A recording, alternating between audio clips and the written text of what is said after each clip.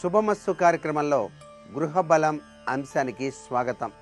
విఘ్నేశ్వర నవరాత్రి సందర్భంగా ప్రతి గృహంలోనూ కూడా వివిధ రకాలైన గణపతులను ఆరాధన చేసేటువంటి విశిష్ట లక్షణం ఉన్నది. గృహ వాస్తుకు గణేశునికి అవినాభావ సంబంధం ఉన్నది కాబట్టి ప్రతి మానవ జీవితంలో కూడాను గ్రహాల యొక్క ప్రభావం కూడా పనిచేస్తూ ఉంటుంది. ఈ నవగ్రహాల యొక్క కరుణ కోసం గణపతిని కూడాను నవగ్రహ స్వరూపంలో, అంటే చక్కగా నవగ్రహాల అనుకూలత కోసం నవధాన్య గణపతిని మనం ఏ తీరున కనుక ధ్యానం చేసినట్లయితే, అర్చన చేసినట్లయితే సత్ఫలితం వస్తుందో ఒకసారి గ్రహించవచ్చు. ఇది ఇంటిలో ఉంచుకోదగ్గ అపూర్వవంతమైనటువంటి గణపతి. ఈ యొక్క నవధాన్య గణపతి విశిష్టవంతమైనటువంటి గ్రహ అనుకూల తత్వాన్ని ప్రసాదింపజేస్తాడు మనకు. అందుచేత ఈ నవధాన్య గణపతిలో దాగిన పరమార్థ లక్షణం ఏంటి అని గనక ఒక్కసారి విచారణ చేసినట్లయితే, ఈ యొక్క నవధాన్యాలు ఏవేంటి? గోధుమలు, వడ్లు, కందులు, పెసలు, శనగలు, బొబ్బర్లు, నువ్వులు, మినువులు, ఉలవలు. ఈ యొక్క గోధుమ దేనికి ప్రసిద్ధి? నవగ్రహాల్లో సూర్యునికి ప్రసిద్ధి. సూర్యగ్రహం బాగాలేనప్పుడు గోధుమలు దానం చేస్తాం. ఈ యొక్క సూర్యుడు దేనికి సాక్షిభూత తత్వాన్ని ఇస్తాడు? కంటి చూపు మెరుగుపడటానికి, కాలానుగుణంగా కార్యాలు నెరవేర్చే క్రమశిక్షణకు, నిజాయితీతో జీవించడానికి, కీర్తి ప్రతిష్టలు స్వంతం చేసుకోవడానికి, సంపూర్ణ ఆరోగ్యం కలగటానికి, ఏదైనా ముక్కుసూటిగా తేల్చి చెప్పగల సమర్థతను కలిగించడానికి ఈ గణపతి యొక్క విగ్రహంలో ఈ యొక్క గోధుమలు ఉండటం వల్ల మనకి స్వామివారు అనుగ్రహాన్ని ఇస్తాడు.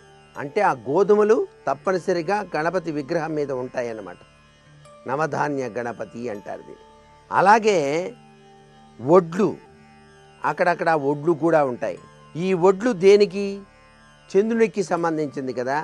అంటే కుశాగ్ర బుద్ధి కలుగుతుంది, కళల్లోనూ క్రీడల్లోనూ తగినంత ప్రావీణ్యత సంపాదించడానికి, ఇతరుల రహస్యాలకు చక్కగా వారి యొక్క మనోభావాలను కనుగొనటంలో కూడా సిద్ధహస్తులు అవటానికి, ఓర్పు సహనంతో వ్యవహరించడానికి ఈ యొక్క వడ్లు స్వామివారు ఆ వడ్ల రూపంలో కూడా ఉంటాడన్నమాట. ఆ స్వామిని కొలిస్తే మనకు ఇలాంటి సత్ఫలితం గృహంలో సిద్ధిస్తుంది. అలాగే కందులు, ఈ కందులు గ్రహచార రీత్యా అంగారకుడికి మనం చేస్తూ ఉంటాం. ఉన్నత పదవి సంభవిస్తుంది, పలుకుబడి, కీర్తి ప్రతిష్టలు మెండుగా ఏర్పడతాయి. అంగారక గ్రహంలో కలిగేటువంటి వ్యతిరేకతలన్నీ పోతాయి, కుజదోషాలన్నీ కూడా నిర్మూలింపబడతాయి, ఇష్టకార్య సిద్ధి, సంకల్ప సిద్ధి కలుగుతాయి, విజయ పరంపర, కీర్తి ప్రతిష్టలు కూడా కలుగుతాయి. అనుకోని ఉన్నతమైన మార్పులన్నీ కూడా కలగటానికి ఆ స్వామివారు అనుగ్రహాన్ని ప్రసాదిస్తాడు. ఆయన ధరించినటువంటి ఆ యొక్క అంగారక తత్వంలో ఉండేటువంటి కందులు ప్రభావ రీత్యా. అలాగే పెసలు కూడా ఉంటాయి స్వామివారికి.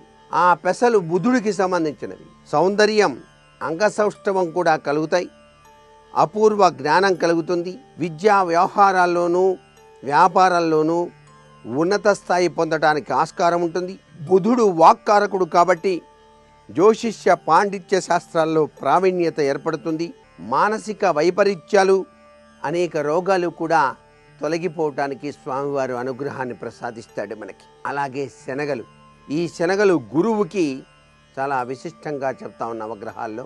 అయితే ఇక్కడ స్వామివారు కూడా ధరించారు కాబట్టి శీఘ్రంగా వివాహం కావాలన్నా, కుటుంబ సౌఖ్యం కావాలన్నా, పుత్రపౌత్రాభివృద్ధి కలగాలన్నా, రాజకీయంగా రాణించాలన్నా, రాజనీతిజ్ఞత, నిర్వహణ సామర్థ్యం రెట్టింపు కావాలన్నా, రోగ నిరోధక శక్తి మెరుగవ్వాలన్నా, వృధా ఖర్చులన్నీ కూడాను తగ్గిపోవాలన్నా, ఆచార వ్యవహారాలు సంప్రదాయాలు పాటించాలన్నా, ఇవన్నిటినీ కూడాను మనకు ఏర్పరిచి ఉన్నతమైనటువంటి స్థానాన్ని కలిగిస్తాడు ఆ స్థితిపతి, నిధిపతి గణపతి.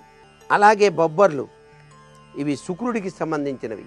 అదృష్టం మన సొంతమవుతుంది, భోగభాగ్యాలన్నీ కూడాను స్పష్టంగా సమృద్ధిగా కలుగుతాయి, అలంకార ప్రాప్తి, సౌందర్య ఆరాధన కలుగుతాయి, లలిత కళల్లోనూ శిల్ప కళల్లో కూడా ప్రావీణ్యత కలుగుతుంది, చక్కగా జీవితాన్ని సాగించడానికి కూడా ఆస్కారం ఉంటుంది. అలాగే నువ్వులు, ఇది శనీశ్వరుడికి సంబంధించినదే అయినప్పటికీ స్వామివారు నువ్వులు కూడా ధరిస్తాడు. ఇక్కడ ఈ యొక్క నవధాన్య గణపతి రీత్యా సంపూర్ణ ఆయువు కలుగుతుంది. భయభ్రాంతులన్నీ కూడా నిర్మూలమవుతాయి. ఏ కార్యాన్నైనా నిదానంగా చేయటం ద్వారా శనీశ్వరుని అనుకూలత కలిగి ప్రతి కార్యంలోనూ విజయాన్ని సాధించడానికి ఆస్కారం ఉంటుంది. అలాగే మినువులు రాహువుకి సంబంధించినవి. కొన్ని సమయాల్లో కష్టాలు సంభవించినప్పటికీ చివరికి సంపూర్ణ విజయాన్ని చేకూర్చడానికి తథ్యం. భూతపేత పిశాచాలు, మానసిక రుగ్మతలు, అజీర్తి, విషజ్వరాలు ఇవన్నీ కూడా తొలగిపోవటానికి స్వామివారు అనుగ్రహాన్ని ప్రసాదిస్తాడు. అలాగే ఉలవలు, ఇది కేతువుకు సంబంధించినటువంటి తత్వం అయినప్పటికీ జ్ఞానాభివృద్ధి, మానసిక ప్రశాంతత కలుగుతాయి. కేతుగ్రహ అనుకూలత వలన చక్కగా అకాల మృత్యు భయం నుంచి కూడా బయటపడటానికి ఆస్కారం ఉంది. ఇంతటి మహిమాన్వితమైనటువంటి నవధాన్య గణపతిని మనం గనక గణేశ నవరాత్రుల సందర్భంగా గనక ధ్యానం చేసినట్లయితే విశిష్టవంతమైనటువంటి ప్రభావంతో జీవించడానికి ఆస్కారం ఉంటుంది కదా మరి.